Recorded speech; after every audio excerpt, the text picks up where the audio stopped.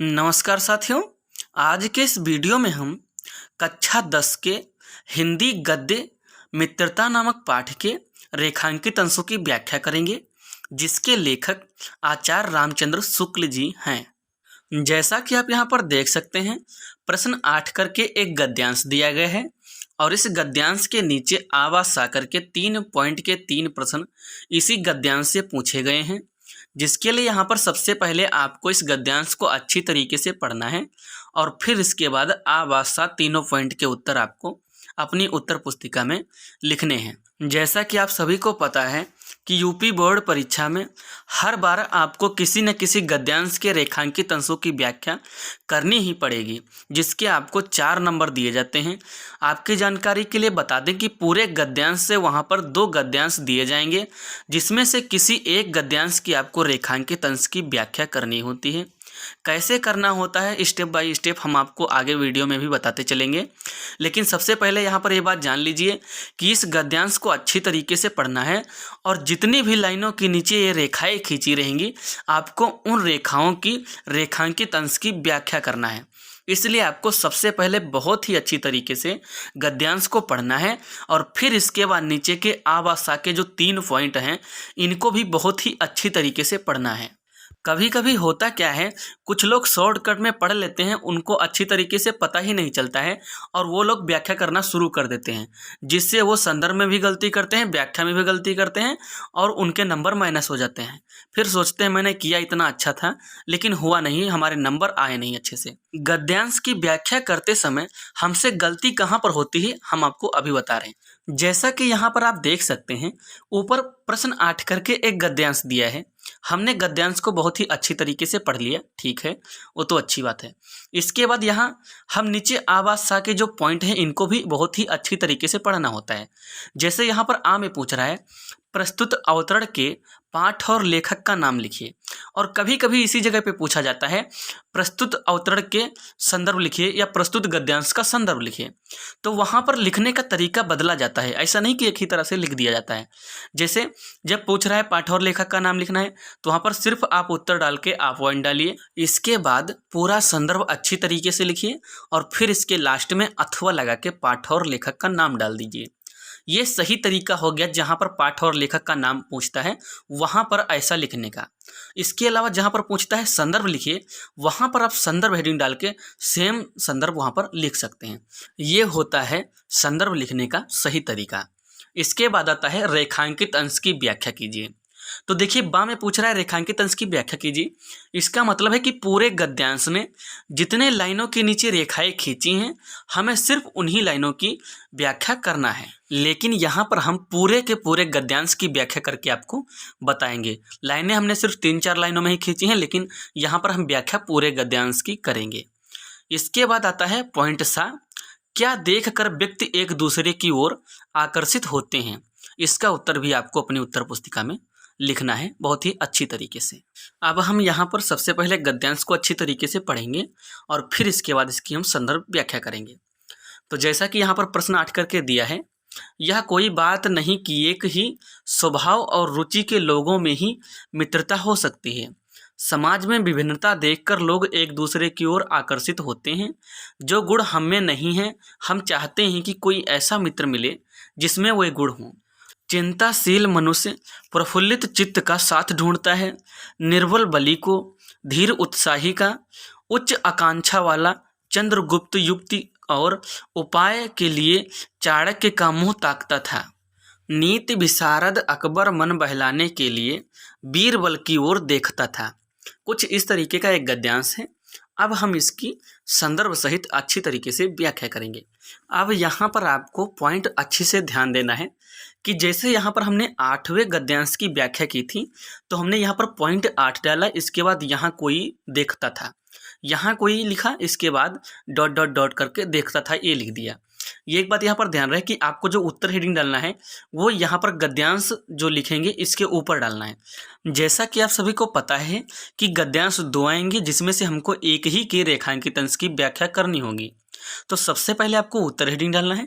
इसके बाद जैसे एक ही कर रहे हैं तो पॉइंट एक करके शुरुआती के 2 अक्षर और फिर डॉट डॉट करके फिर लास्ट के 2 अक्षर लिख देने हैं। अगर आप दूसरे की करेंगे तो वहाँ पर 2 पॉइंट डाल के शुरुआत के 2 अक्षर, फिर इसके बाद डॉट डॉट डॉट करके और फिर इसके बाद लास्ट के 2 अक्षर।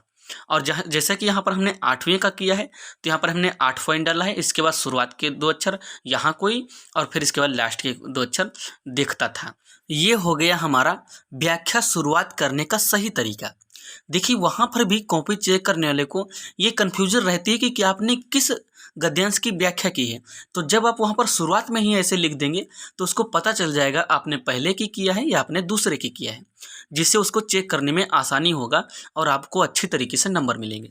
इसके बाद आपको पॉइंट आ डालना है और इसमें पाठ और लेखक का नाम पूछ रहा था तो यहाँ पर संदर्भ हेडिंग नहीं डालना है, डायरेक्ट आ पॉइंट डाल के लिखना शुरू करना है। जैसे प्रस्तुत गद्यावतरण आचार्य रामचंद्र शुक्ल द्वारा लिखित एवं हमारी पाठ्य पुस्तक हिंदी के गद्य खंड में संकलित मित्रता नामक निबंध से अवतरित है। अथवा निम्नवत लिखे पाठ का नाम या अथवा निम्नवत लिखित पाठ का नाम मित्रता व लेखक का नाम आचार्य रामचंद्र शुक्ल जी है।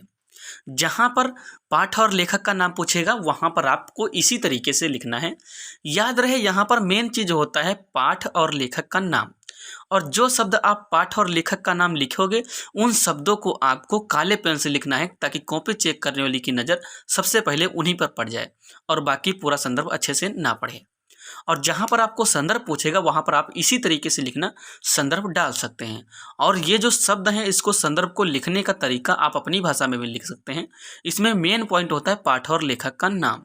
शब्दों को आगे पीछे करके आप आसान भाषा में भी लिख सकते हैं। जैसे प्रस्तुत गद्यांश हमारी पाठ्यपुस्तक हिंदी के गद्य खंड में संकलित मित्रता नामक पाठ से लिया गया है, इसके लेखक आचार्य रामचंद्र शुक्ल जी हैं, ऐसे करके। बाकी तो आपको पता ही होगा। तो यहाँ पर संदर्भ को अच्छी तरीके से लिखने के बाद हमारी अगली हेडिंग आएगी रेखांकित अंश की व्याख्या। यहाँ पर हम बा पॉइंट डालेंगे, इसके बाद हेडिंग डालेंगे रेखांकित अंश की व्याख्या। और रेखांकित अंश की व्याख्या में हम यहाँ पर लिखेंगे शुक्ल जी कहते हैं कि 2 व्यक्तियों में मित्रता होने के लिए यह आवश्यक नहीं है कि उनके स्वभाव एक जैसे हों और उनकी रुचियां समान हों, वर्ण भिन्न स्वभाव के लोगों में भी मित्रता हो सकती है। समाज में व्याप्त विभिन्नता को देखकर निर्धन धनी की ओर, निर्बल शक्तिशाली की ओर तथा विनीत नम्र व गंभीर व्यक्ति उत्साहित व्यक्ति की ओर आकर्षित होते हैं, जिससे कि उन्हें विपरीत समय में उचित प्रेरणा मिल सके। इसका मूल कारण यही है कि व्यक्ति चाहता है कि जो गुण उसमें नहीं है उसे मित्र रूप में ऐसा व्यक्ति मिलना चाहिए जिसमें वे गुण हों।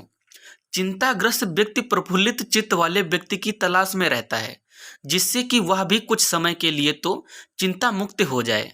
अतः इन्हीं लाइनों के साथ साथ इस गद्यांश के रेखांकित अंश की व्याख्या समाप्त होती है। इसके बाद आता है हमारा पॉइंट नंबर 7, एक तथ्यपरक प्रश्न का उत्तर। लेकिन उसको जानने से पहले अगर आप यहाँ तक आ ही गए हैं तो वीडियो को लाइक कर दीजिए, चैनल को सब्सक्राइब कर दीजिए और हो सके तो अपने साथियों के साथ शेयर भी कीजिए।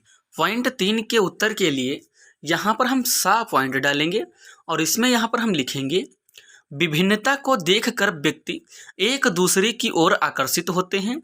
आशय यह है कि व्यक्ति में जो गुण नहीं होते हैं उन्हें जब वह दूसरे व्यक्ति में देखता है तो उसकी ओर आकर्षित होता है, जैसे चंद्रगुप्त अपने विद्वान मंत्री चाणक्य की ओर तथा अकबर मनोरंजन के लिए बीरबल की ओर। अतः इन्हीं लाइनों के साथ साथ इस गद्यांश की रेखांकित अंश की व्याख्या कंप्लीट होती है। अतः इस वीडियो में हमने मित्रता नामक पाठ के 8वें गद्यांश के रेखांकित अंश की व्याख्या अच्छी तरीके से कंप्लीट करवा दी। उम्मीद करता हूं कि इस गद्यांश की व्याख्या आपको अच्छी तरीके से समझ में आई होगी। इस वीडियो में हमने जैसा बताया है अगर आप ठीक इसको फॉलो करते हैं, स्टेप बाय स्टेप ऐसे ही वहां पर लिखते हैं तो आपको पक्का 4 के 4 नंबर इसमें से मिल जाएंगे, कोई भी नंबर आपको नहीं कटेगा। इस वीडियो को आप पूरा देखिएगा, लास्ट में हम आपको इसको याद करने का एक बहुत ही आसान सा अच्छा सा तरीका आपको बताएंगे। लेकिन इससे पहले हम यहाँ पर 11वें गद्यांश का भी उत्तर लिखवा देते हैं, इसके बाद हम आपको बताएंगे इसको अच्छी तरीके से याद करना कैसे है। जैसा कि यहाँ पर प्रश्न 11 करके ये गद्यांश दिया गया है, इसकी भी आपको पहले की तरह आवास आकर के इसके भी तीनों प्रश्नों के उत्तर आपको अपनी उत्तर पुस्तिका में लिखना है। याद रहे, इसको भी आपको पहले की तरह ही अच्छे से पढ़ना है और फिर इसके बाद आवासात 3 पॉइंट भी पढ़ना है और फिर इसके बाद इसके रेखांकित अंश की व्याख्या करना है। जैसा कि यहाँ पर आ में पूछ रहा है, प्रस्तुत अवतरण के पाठ और लेखक का नाम लिखिए। बा में रेखांकित अंशों की व्याख्या कीजिए और सा में एक तथ्यपरक प्रश्न का उत्तर। युवा पुरुष की संगति के बारे में क्या कहा गया है। इन तीनों पॉइंट के उत्तर आपको अपनी उत्तर पुस्तिका में लिखने हैं। जैसा कि आप सभी को पता ही है कि उत्तर प्रदेश बोर्ड परीक्षा कक्षा 10 में गद्यांश से आपको 2 गद्यांश में से एक गद्यांश के रेखांकित अंश की व्याख्या वहाँ पर करनी ही होती है, जिसमें से आपको 4 नंबर दिए जाते हैं। इसलिए आपको गद्यांश की तैयारी अच्छे से करके जाना है। कुछ लोग करते क्या हैं कि इनको अच्छी तरीके से पढ़ते नहीं हैं और फिर वहाँ पर संदर्भ में भी गलती करते हैं और व्याख्या में भी गलती करते हैं और नंबर माइनस होते हैं। फिर बाद में कहते हैं यार हमने तो पूरा अच्छे से लिखा था लेकिन नंबर माइनस हो गए। वहाँ पर सबसे पहली आप गलती ये करते हैं, संदर्भ में गलती करते हैं। जैसे यहाँ पर पॉइंट आ करके पूछ रहा है अवतरण के पाठ और लेखक का नाम लिखिए, तो वहाँ पर आप संदर्भ लिख के आ जाते हैं। इसका सही तरीका ये नहीं है। इसका सही तरीका ये है कि अगर वहाँ पर अवतरण के पाठ और लेखक का नाम पूछ रहा है तो वहाँ पर आपको सिर्फ आ पॉइंट डाल के बिना संदर्भ हेडिंग डाले संदर्भ लिखना है और फिर इसके लास्ट में अथवा लगा के पाठ और लेखक का नाम लिखना है। ये होता है सही तरीका संदर्भ लिखने का। कैसे लिखना है, क्या करना है, हम आपको सब अभी आगे वीडियो में बताएंगे, लेकिन इससे पहले आपको इसको अच्छी तरीके से पढ़ना है। याद रहे, जैसा कि बा में पहुंच रहा है रेखांकित अंशों की व्याख्या कीजिए, तो यहाँ पर जितनी भी रेखाएं खींची हैं, जितनी लाइनों के नीचे रेखाएं खींची हैं, आपको सबकी संदर्भ सहित हिंदी व्याख्या करना है।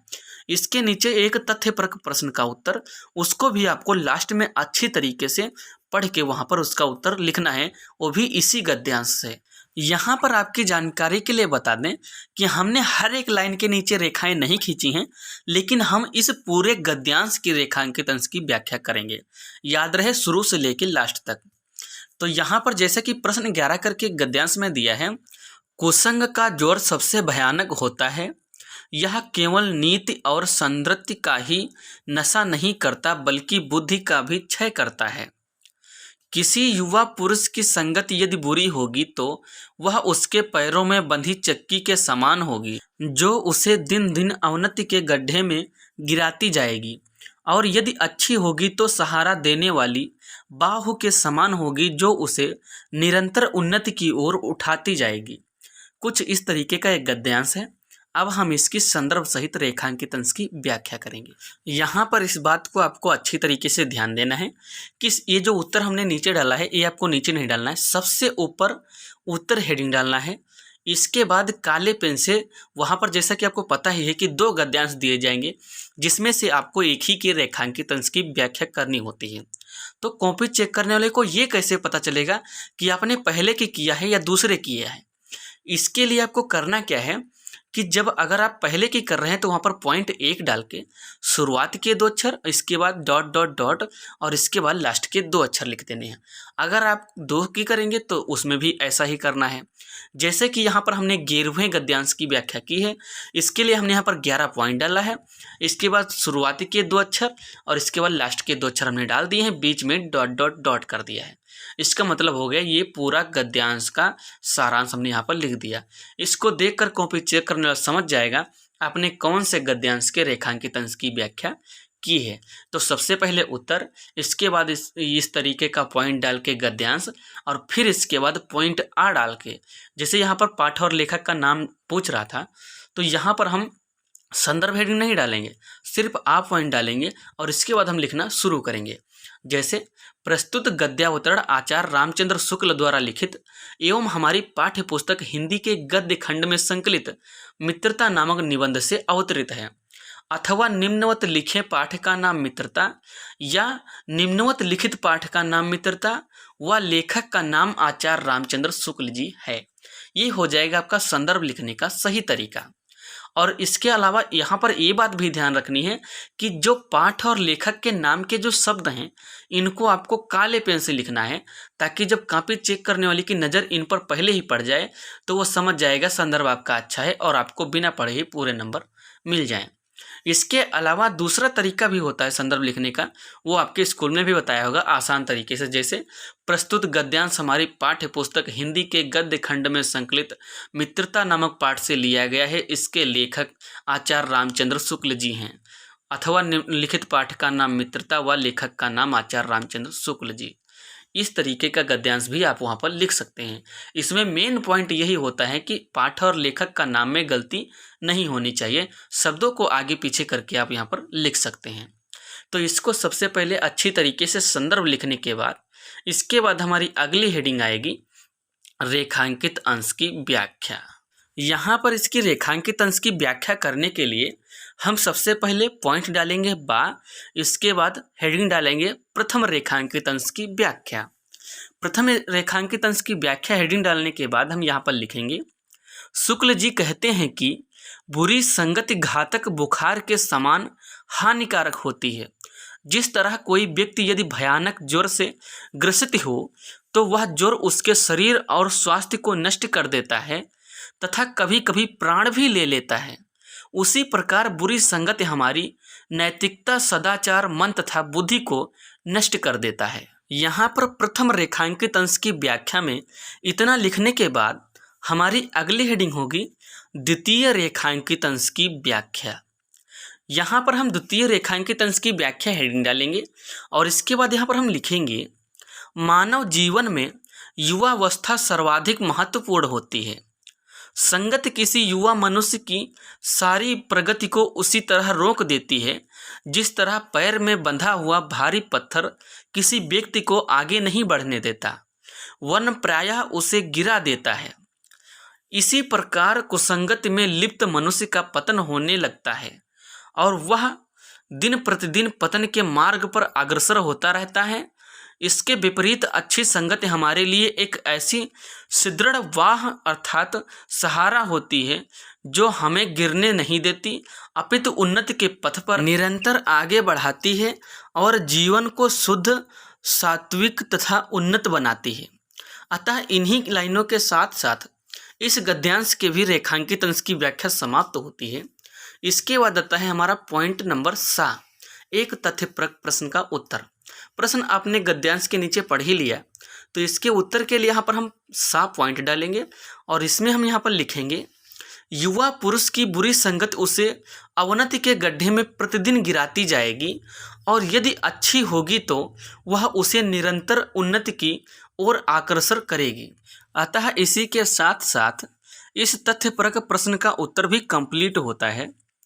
आज के इस वीडियो में हमने आपको 8वें और 11वें गद्यांश के रेखांकित अंशों की व्याख्या संदर्भ सहित अच्छी तरीके से कंप्लीट करवा दी। इसके बाद आता है हमने आपको बताया था याद करने का सही तरीका। देखिए होता क्या है कि जब हम किसी मूवी को देखते हैं तो हमें बहुत ही जल्दी से याद हो जाती है। उसी तरह से जब हम किसी के मुंह से किसी कहानी को सुनते हैं तो भी हमें एक ही बार में अच्छी तरीके से याद हो जाती है, लेकिन जब हम किसी पाठ को देख देख कर पढ़ते हैं तो हमें जल्दी याद नहीं होता। इसका कारण ये होता है कि जब हम मूवी देखते हैं तो हमारी आंखों के सामने फिगर बनता है, तो एक तो आधा हमें सुन के याद हो जाता है और जहाँ पर हम बोलते हैं फिगर को याद करते हैं, कहानी पूरी याद हो जाती है।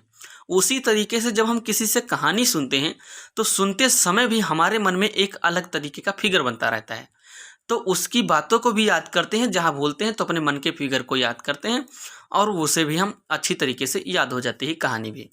इसी तरीके से इसको भी आपको करना क्या है, एक जगह में रख के कहानी की तरह इसको 2 से 3 बार सुनना है अच्छी तरीके से। ये पूरा का पूरा दोनों गद्यांश आपको अच्छी तरीके से कहानी के माध्यम से याद हो जाएंगे। जब आप इसको सुनेंगे तो इसके जो फिगर होंगे वो आपके दिमाग में बनेंगे, तो जहाँ पर भी आप भूलेंगे तो उन फिगरों को कहानी के माध्यम से याद करेंगे। बहुत ही अच्छी तरीके से बहुत ही जल्दी याद हो जाएगा। मैं आपको बता रहा हूँ, इसको एक बार आप ट्राई करके तो देखिए, क्योंकि मैं ये सब कर चुका हूँ और जब आप इसे देख देख के पढ़ेंगे तो इसके शब्द इतने छोटे छोटे हैं कि इनका फिगर ही नहीं बना पाओगे जो आपको अच्छी तरीके से याद हो जाएगा। मैंने आपको जो यहाँ पर तरीका बताया है, कसम से एक बार आप इसको ट्राई करके देखिए, बहुत ही फ़ायदा होगा। मुझे पता है बहुत ही अच्छी तरीके से याद हो जाएगा। अतः इसी के साथ साथ उम्मीद करता हूँ कि ये वीडियो आपको अच्छी तरीके से समझ में आया होगा। तो बस आज के लिए इतना ही, मिलते हैं अगले वीडियो में। तब तक के लिए बाय बाय।